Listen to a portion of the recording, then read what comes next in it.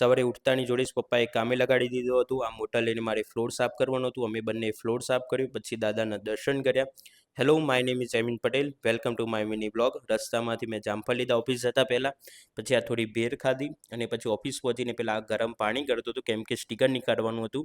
Finally નીકળી ગયું છે. ઓફિસ પહોંચીને ડેસ્ક કમ્પ્લીટ કરીને મિટિંગમાં બેસ્યો. આજે 2 ક્લાયન્ટ જોડે મિટિંગ હતી. એકચ્યુઅલી હું અનવાય સ્ટુડિયો ચલાવું છું, કન્ટેન્ટ ક્રિએશન કંપની, અને એમના ક્લાયન્ટને એટલા બહુ મસ્ત રિવ્યૂ હતા, હું તમને સ્ક્રીનશોટ લગાવી દઈશ.